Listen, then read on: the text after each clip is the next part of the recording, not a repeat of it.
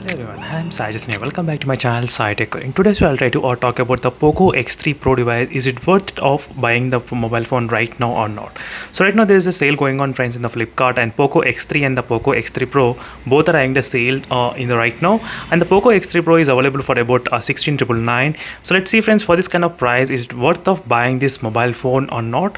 And even there is another question that this was asked by one of my subscribers, that whether should you upgrade to the Poco X3 Pro device if you are Poco X3 user, as you can see. So this is a question which was asked by one of my subscribers recently, so I thought of mentioning even this one as well. So first, it's not that much upgrade, I would say, definitely, but there is only one point of upgrading in terms of the performance. So only in terms of the performance, friends, the Poco X3 Pro is better to upgrade, so which includes the Snapdragon 860 chipset which is present in this phone, and UFS 3.1 storage.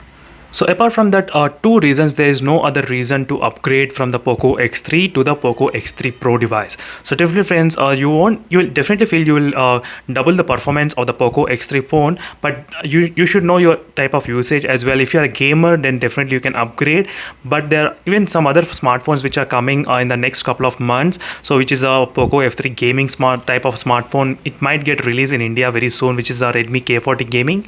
So make sure to subscribe and stay tuned for those videos, friends, just for the sake of Snapdragon processor and the UFS storage.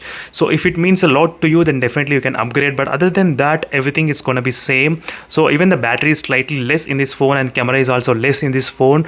So these are the few things, friends, you need to consider before upgrading to this mobile Poco X3 Pro device from the normal X3.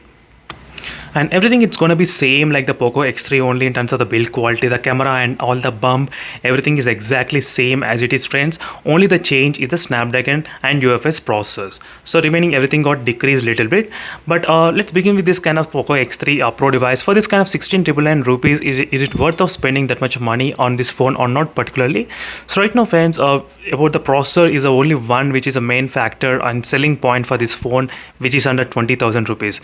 So definitely for this kind of price, you are getting AnTuTu benchmark scores up to close to 5,50,000 in this kind of performance with the Snapdragon 860. That's a really good performance score you are getting, friends, and with the 120Hz combination display and 240Hz touch sampling rate and UFS storage 3.1 as well. So these are the few combinations which is really good, and which is very rare combination to find below 20,000 budget range. So if you want this kind of combination, you need to definitely spend up to 24,000 or 25,000 of money on other Realme phones, so which has similar kind of Snapdragon 855 plus processors.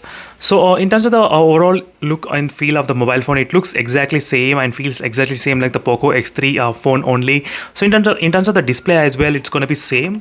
So with the Snapdragon 860 processor, you will be able to play all the games without any kind of issues. Even some of the 120Hz supporting refresh rate games as well, which should not be any kind of problem in playing in this phone. So even with the 120Hz refresh rate, most of the games will be supported with the 120Hz refresh rate without any kind of issues in this phone. So it's absolutely good, friends, for if you are a gamer, then definitely you can buy this phone right now in the market. So these are the few things you need to consider before buying this phone. So in terms of the display, in terms of the processor, it's good. So only thing is the battery. So in terms of the battery, the phone has only 5,000 mAh of battery. That is where the slightly disadvantage, because there are other competition where they are offering 6,000 mAh of battery, but the charging speed is also 33 watt fast charging, which will charge within I think 55 minutes or 57 minutes of time. So that's also another good advantage. But overall, friends, for this kind of 16,999 rupees, it's worth only to buy the mobile phone for the gaming point of view only. So other than that, for other normal uses, it will be definitely good, but not you cannot expect AMOLED panels in this phone, and you cannot expect high good camera as well in this phone.